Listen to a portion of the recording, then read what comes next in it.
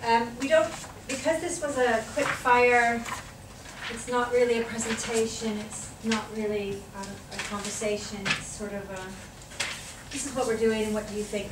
So we've just made a couple of handouts versus doing some kind of PowerPoint presentation. And basically what we're hoping to do is to just take a few minutes to talk about what it is that myself and Teri-Lisa are doing within the Department of Law. We teach criminology, and we're specifically looking at how we can change a work-related learning module that we do with second-year students.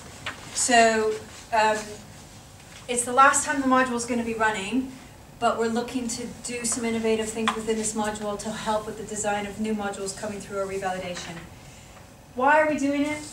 Specifically, one of the things that has caused us to think about redesigning our entire assessment and approach to the module, all the way from how we teach it, to what we provide as resources, to what we then get the students to do as assessment, was based on two activities that happened simultaneously within the same week last year. We had Phil Rice come to do an LTA workshop with us around how to look at assessment as learning. And he gave us, and one of the handouts we've given you is an adapted version of a thing that he asked us to do around our own assessment, which is towards assessment as learning, and scoring how you think your assessment does in relation to all of these different categories. And also, immediately after that was the student engagement LTA conference for the faculty, where Simon Lancaster came in and whizzed us all with his interactive teaching style. And we walked out of those and said, you know, we just need to try this, and we need to just feel confident and comfortable that we can do it. So we specifically wanted to do something that was linked to and supported the agenda of employability, because this is a work-based learning module where we want students to talk about and explore their own identity in relation to professional experiences they have, personal experiences, and academic experiences. We wanted it to be real world, so we wanted to make sure that what we were asking them to do felt like it had purpose and meaning.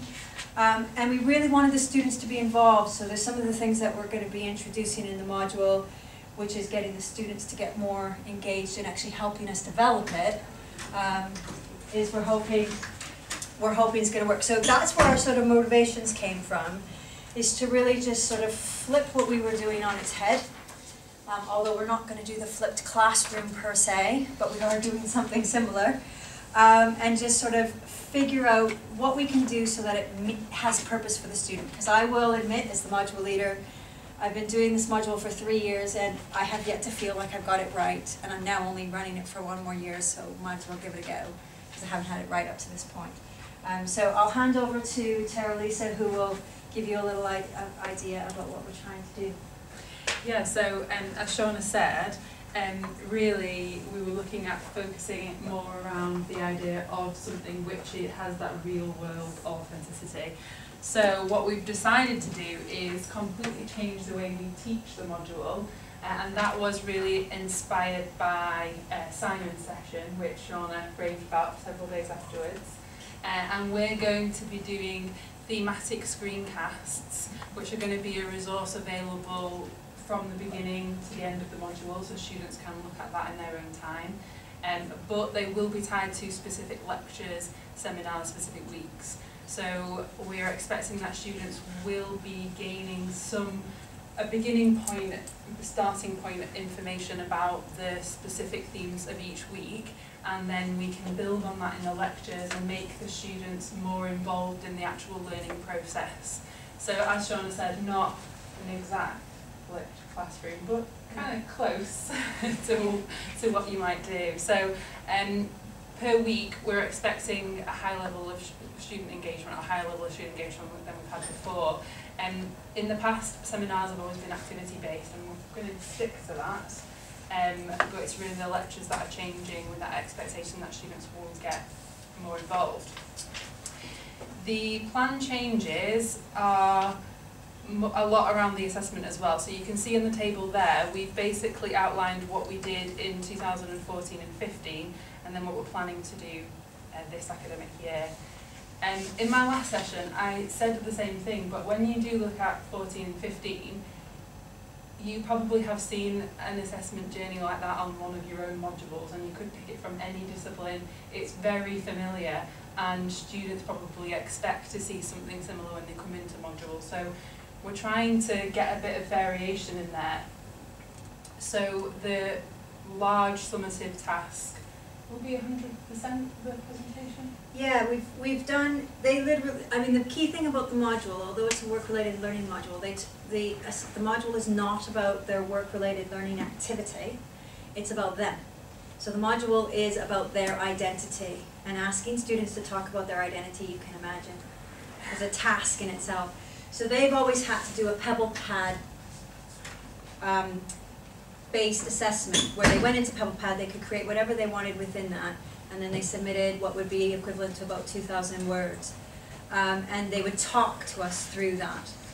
And what we found is okay, so they're just writing another essay type thing, and that's not what we wanted. So we want to move away from that, because it's about them sharing their identity and talking about personal experiences that they've had that have shaped their identity, academic experiences, and their professional work-related ones. And that then produced into a document that's 2,000 words seems to lose its momentum. So we're trying to change that by still getting them to do something in a kind of artifact form so that we can see it, but then they're going to do the big thing, which is to present it. And it's interesting as well, Shawna saying about the original assessment. We did say to them, you can present your coursework any way you like. Like, we don't care how it's presented, we just need a piece of work at the end, and they all pretty much presented it exactly the same way. What did I say?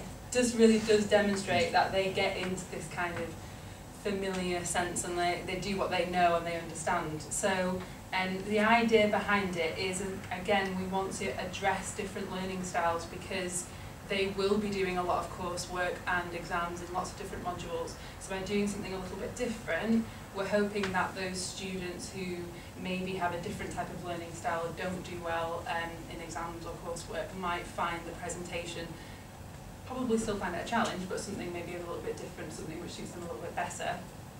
Teri-Lisa and I, this year, because this is a level 5 module, at level 6 we get them to go, a group of students can choose to go out on placement, but they all have to interview before.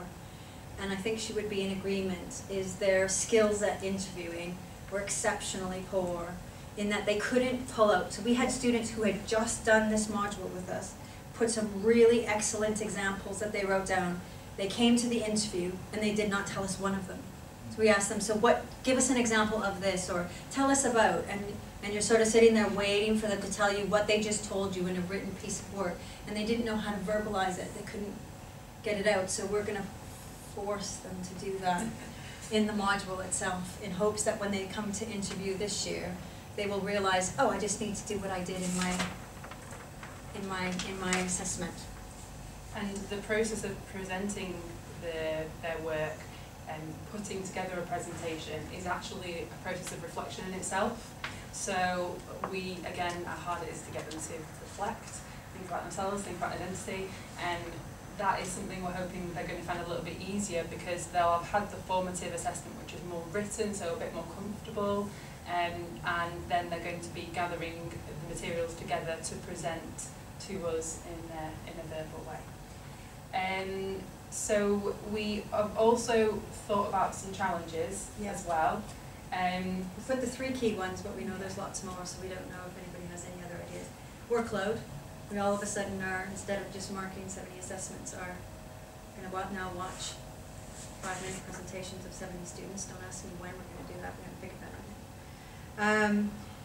Transparency of how the students will be graded. One of the things that we're going to introduce, which has, I don't know if it's been talked about, well, it has been talked about this morning, is the students are going to create the marking criteria. So we already have assessment criteria and learning outcomes, but we're going to ask them to create the marking criteria that will link to that. So they're going to tell us how they want us to mark them, and we're going to ensure that they align with the assessment criteria and the learning outcomes. Don't know if that's going to work.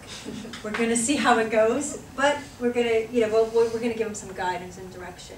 It's almost as a way to kind of alleviate their anxiety about it as well, because it will be a new activity for them. It's kind of like, well, we're going to mark you on this, but this is what you told us we should be expecting to see. So it is sort of uses that technique, and it was something that was particularly championed by Phil Race. He said that one of the key things in assessment is increased student buy-in. Is really they should be the ones who are writing the criteria about what they're judged to assess on. And then the only other thing is we do get a lot of students who tell us very personal things. And I think writing that down, because we do support workshops where a student will be sitting there, do you really want me to tell you about the death of my grandfather, which has helped me develop da-da-da-da? I'm like, I don't want you to tell me about the death of your grandfather. I want you to tell me why the death of your grandfather has made you da-da-da. And I think that will be much harder for somebody to verbalize. So we're concerned about boxes of tissues and all kinds of things. Or people won't talk about those things because they have to verbalize it, and it will be too hard. So that's kind of where we're at. All right, thank you very much.